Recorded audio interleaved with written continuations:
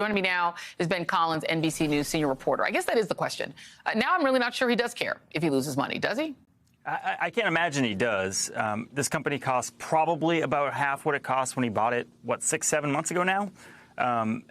Even if this was not the plan, it's become the plan for Elon, clearly, to enact this elaborate revenge fantasy against all of his perceived enemies. You know, he's been pushing these. It's not just the anti-Semitism stuff from yesterday. It's been like this for months, saying that the media is racist against whites. All of these things. He's been pushing Pepe memes, which are from 4chan, tied to mass shooters, including one where Pepe is in fatigues with an assault weapon. I don't know what the long-term plan is here, other than to say it mirrors almost directly every other person that's been red-pilled or radicalized on the internet to a T. This guy has been radicalized in the same ways I've seen everybody else radicalized by the far-right internet over the last 5 years, and that's been my exclusive job. So I can identify this when I see it, and that's what's happening to this guy. Or this is who he was anyway, right? Because it feels to me like the two big scandals around him have come together finally. The way that Tesla operated as this racist hellhole where black people were attacked constantly and told to go stay in the slave quarters. And this, let me play for you. This is him claiming the Texas shooter was not a white nationalist. Here he is. When you link to somebody who's talking about the guy who killed children in a mall in Allen, Texas, and you say something like it might be a bad psyop. I'm not quite sure what you meant, but... Oh, in that particular case, there was somehow that's not that the obviously people were killed, but it was, I think, incorrectly ascribed to be a white supremacist action. Oh, my God.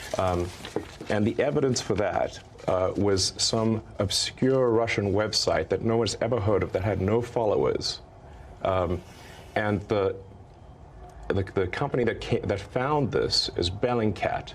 Right. And do you know what Bellingcat does? PsyOps. I'm saying that I thought the ascribing it to white supremacy was...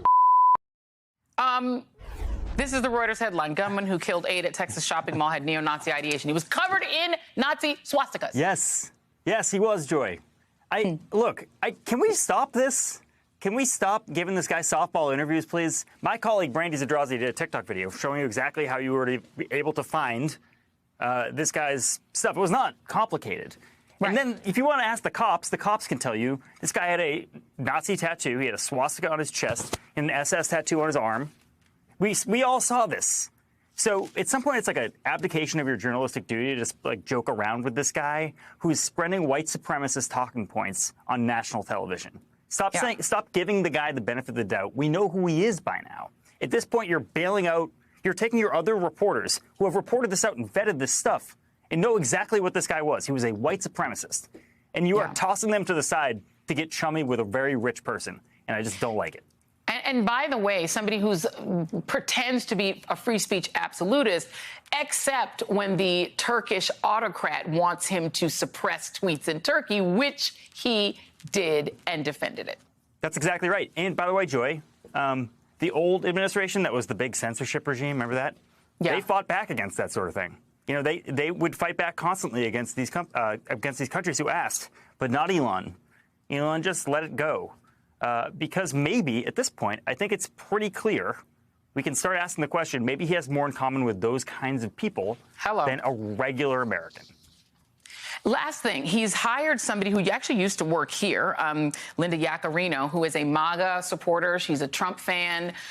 She's going over there, and yet Elon's fans are mad. Why are they mad about this hire? Okay, so she was in the board of WEF, which is the World Economic Forum. They believe, conspiracy theorists on the right, believe that WEF created the pandemic as a way to get everyone into 15-minute cities so that we could all eat bugs as protein instead of meat.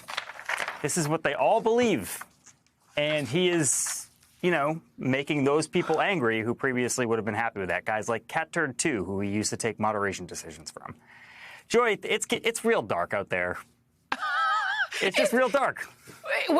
And the fact that the formerly world's richest man listens to Cat Turd, and that's who he takes advice from, that tells you all that you need to know, investors and advertisers. Y'all keep playing games with Twitter if you want to. Ben Collins, thank you very much.